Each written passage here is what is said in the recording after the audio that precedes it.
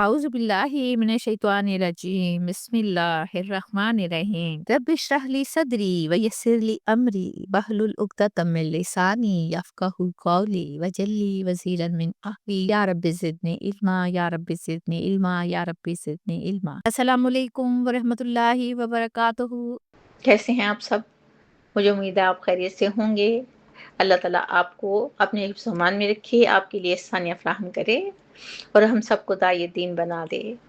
آئیے دیکھتے ہیں پچھلے لیسن میں کیا پڑھا ہم نے دیکھا متکبرانہ رویے ہم انسانوں کو برباد کرتے ہیں۔ ہم بھول جاتے ہیں کہ سب نعمتیں اللہ کی عطا کرتا ہیں۔ جو صلاحیتیں ہم استعمال کرتے ہیں وہ اللہ کی دین ہیں۔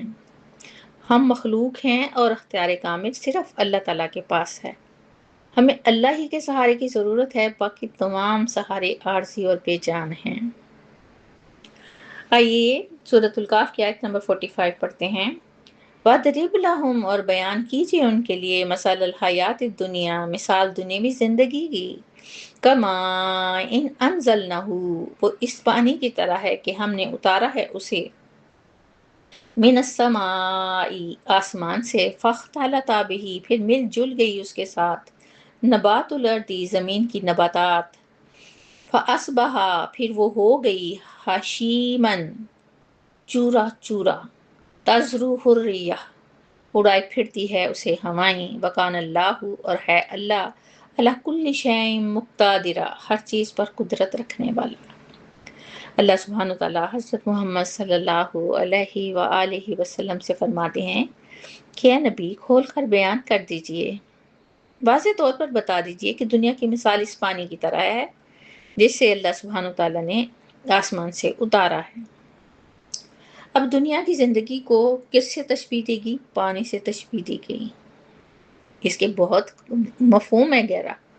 دیکھیں، پانی صرف زمین کی زندگی کا سبب نہیں ہے، بلکہ انسان کی تخلیق اور بقا کا بھی بنیادی ذریعہ ہے، یعنی کہ تخلیق بھی پانی سے ہوئی اور ضرورت بھی پانی کی ہے۔ اللہ تعالیٰ سورہ انبیاء میں فرماتے ہیں کہ ہم نے ہر جاندار چیز کو پانی سے پیدا کیا۔ ایک اور مقام پر سورہ سجدہ آیت نمبر 8 میں فرماتے ہیں، پھر اس کی نسل ایک حقیر پانی سے چلائی۔ انسان کی جسمانی تخلیق کا آغاز بھی پانی نما نطفے سے ہوتا ہے۔ پھر جب ماں کے رحم میں، یعنی کہ ماں کے پیٹ میں بچہ جہاں رہتا ہے، ایک مایا ماحول میں پرورش پاتا ہے۔ انسانی جسم کا بڑا حصہ پانی پہ مشتمل ہے۔ اب یوں کہیے کہ پانی زندگی ہے تو غلط تو نہیں ہے یہ بات۔ اللہ تعالیٰ فرماتے ہیں کہ بارش کے بعد زمین سرسبز ہو جاتی ہے، کھیتیاں لہلہاتی ہیں، پھول کھلتے ہیں، درخت پھل دیتے ہیں۔ انسان اس خوبصورتی کو دیکھ کر خوش ہوتا ہے اور سمجھتا ہے کہ سب کچھ ہمیشہ رہے گا۔ لیکن کچھ وقت گزرنے کے بعد وہی سرسبز کھیت سوکھ جاتے ہیں، پتے جھڑ جاتے ہیں، پھول مرجھا جاتے ہیں، سبزہ بھوس بن جاتا ہے، یعنی چورا چورا ہو جاتا ہے۔ پھر ہوا چلتی ہے تو اس سوکھی گھاس کو پتہ نہیں کہاں کہاں اڑا کر لے جاتی ہے۔ پھر یوں محسوس ہوتا ہے کہ یہاں پر تو کوئی ہریالی تھی ہی نہیں۔ یہاں اللہ تعالیٰ فرماتے ہیں کہ وہ ہر چیز پر قدرت رکھنے والے ہیں۔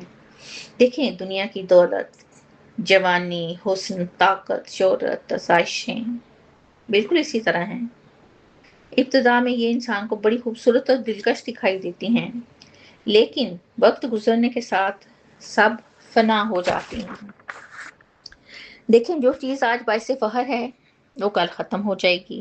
سرسبز کھیتوں کے انجام کو بشیم سے ظاہر کیا گیا ہے۔ اس کا مطلب وہ سوکھی گھاس جو کہ اتنی خشک ہے کہ ہاتھ لگانے سے ٹوٹ کر ریزہ ریزہ ہو جائے اور پھر ہوا اسے ہر طرف بکھیر دے۔ اسی طرح انسان کی زندگی کی چمک بھی ہے نا، مٹھی سے ریت جیسے پھسلتی ہے نا، بالکل اسی طرح ہے۔ انسان خالی ہاتھ آتا ہے، خالی ہاتھ چلا جاتا ہے، ساتھ کیا جائیں گے؟ صرف اعمال جائیں گے۔ دیکھیں، یہ سب تبدیلیاں اللہ کی قدرت سے آتی ہیں۔ بارش ہے اللہ کے حکم سے، زمین کو ہریالی اللہ تعالیٰ نے بخشی، وہی خشک کر دینے والے ہیں۔ اسی طرح انسان کو نعمتیں اللہ تعالیٰ دیتے ہیں، وہی واپس لیتے ہیں، لیکن آخر کی نعمتیں کنفرم ہمیشہ رہیں گی اور کبھی ختم نہیں ہوں گی۔ سورۃ الکہف کی آیت نمبر 46 پڑھتے ہیں۔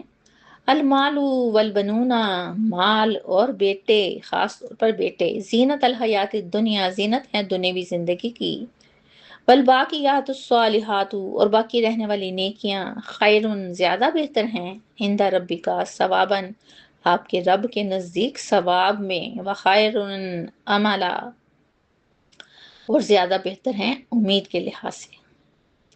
اللہ تعالیٰ اس آیت میں بھی دنیا کی بے ثباتی کے بارے میں فرما رہے ہیں کہ مال، دولت، اولاد اور خاص طور پر بیٹے محض دنیا اور زندگی کی ایک زینت ہے۔ دیکھیں انسان ساری زندگی کس کے لیے محنت کرتا ہے؟ رام و سائش کے لیے اور اولاد کے لیے نا۔ اب عرب معاشرے میں تو آپ جانتے ہیں کہ بیٹی کو ایک بوجھ سمجھا جاتا ہے، اور بیٹے کی کثرت عزت اور طاقت کی علامت ہے۔ بات تو اب بھی یہی ہے، بیٹی کا مقام اب بھی وہی ہے، کوئی خاص فرق نہیں۔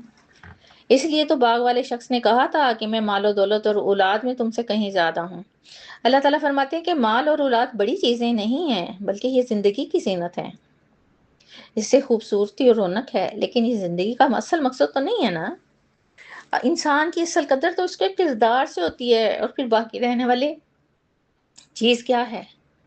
اللہ تعالیٰ فرماتے ہیں کہ باقی رہنے والی نیکیاں زیادہ بہتر ہیں، یعنی وہ اعمال جن کا اجر انسان کے مرنے کے بعد بھی جاری رہتا ہے، جیسے نماز، روزہ، صدقہ، تلاوت قرآن، ذکر الہی، نیکی کی دعوت، لوگوں کی خدمت۔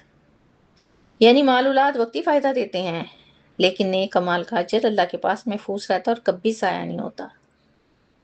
اور یہ نیکیاں امید کے لحاظ سے بہتر ہیں۔ دیکھیں مال سے امید باندھی جائے ختم ہو جاتا ہے، اولاد سے امیدیں باندھیں تو پوری ہی نہیں ہوتی ہیں، لیکن نیکی کی امید کبھی ضائع نہیں ہوتی، کیونکہ اللہ تعالیٰ کبھی اپنے وعدے کے خلاف نہیں کرتے۔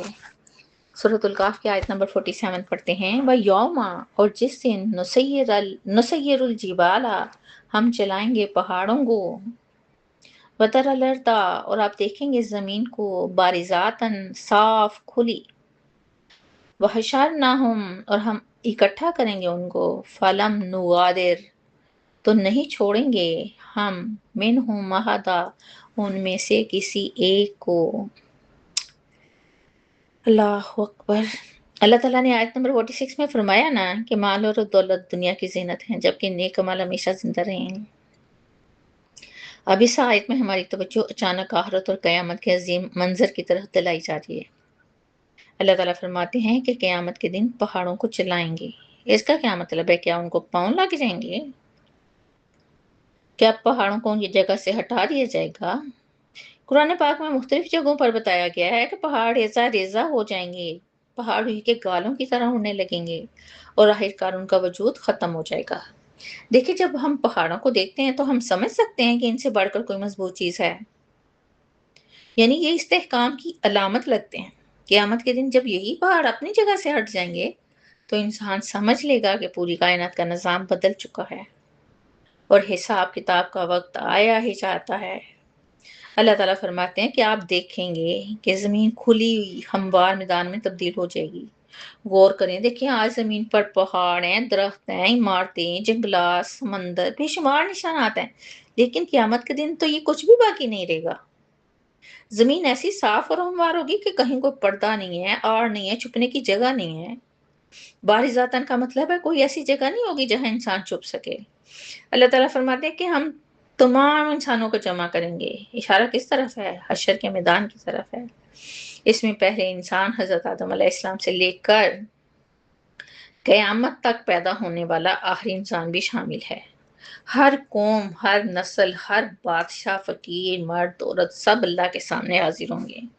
آخر میں اللہ تعالیٰ فرماتے ہیں کہ ہم حساب کے لیے کسی ایک شخص کو بھی نہیں چھوڑیں گے، یعنی ہم، آپ سب اپنے اپنے عمل کا حساب دیں گے۔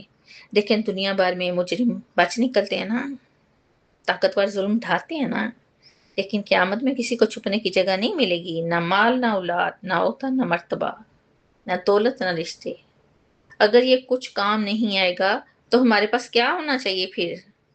سب سے پہلے اخلاق ہونے چاہیے، دوسروں کی مدد کرنی ہے، تکلیف ختم کرنی ہے، مال کو اللہ کی راہ میں لگانا ہے، پھر اللہ کے حقوق کا خیال رکھنا ہے، یعنی ان کے حقوق کو پورے کرنا ہے، بس اور کیا کرنا ہے۔ کوئی مشکل کام نہیں ہے، شیئر کرنا بھی مشکل نہیں ہے، کمنٹس دینا بھی مشکل نہیں ہے، لائک کرنا بھی کوئی مشکل نہیں ہے، بس جزاک کیجیے۔ اسی کے ساتھ مجھے اجازت دیجیے، ہنستے رہیے، بستے رہیے، خوش رہیے، بات رہیے، اللہ کے امان میں رہیے، انشاءاللہ پھر ملیں گے۔ اللہ حافظ۔